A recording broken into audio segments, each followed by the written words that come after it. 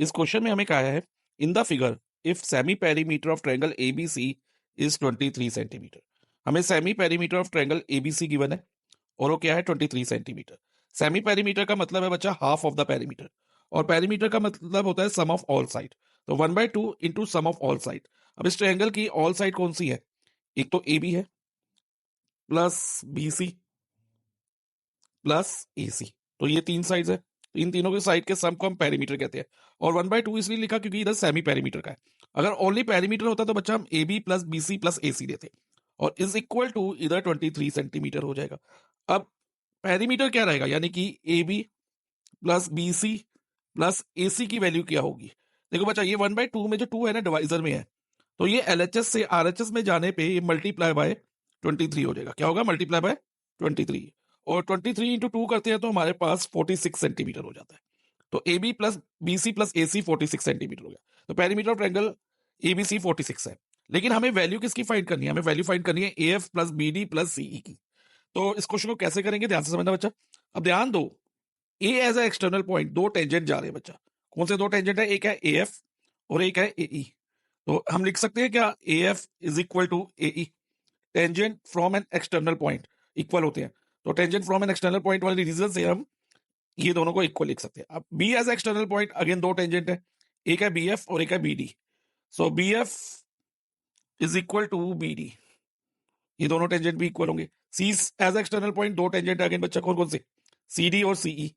तो C D is equal to C E, और तीनों का रीजन रहेगा tangent drawn from an external point.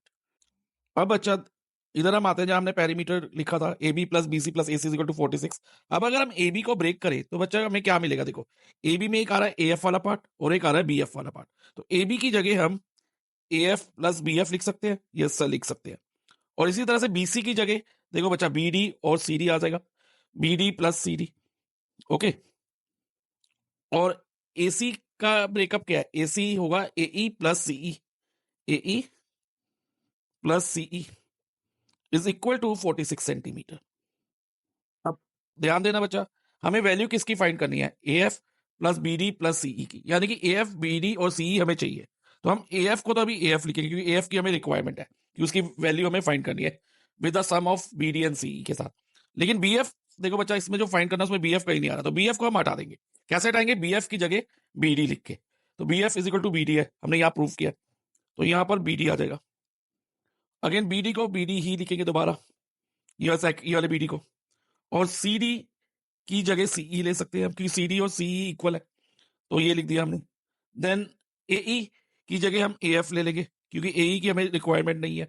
लेकिन सीई चाहिए तो सीई को हम सीई ही रहने देते हैं, is equal to 46 centimetre. Okay, अब ध्यान दो बच्चा, इसमें A F plus A F क्या होगा? Twice A F. और B D plus B D twice B D.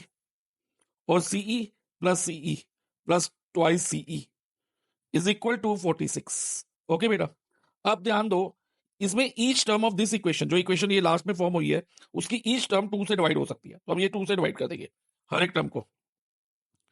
तो अगर हम ईच टर्म को 2 से डिवाइड करते हैं तो ये देखो, ये 2 और 2 कट गया, तो हमारे पास बचेगा इधर ए एफ, और ये 2 और 2 कट गया तो प्लस बी डी। अब ये 2 और 2 कट गया तो सीई बच जाएगा, प्लस सीई। और 46 को 2 से डिवाइड करेंगे तो 23 आएगा, इज इक्वल टू 23। ओके, तो A F plus B D plus C हमारा 23 सेंटीमीटर रहेगा। तो हमारा आंसर रहेगा ऑप्शन सी।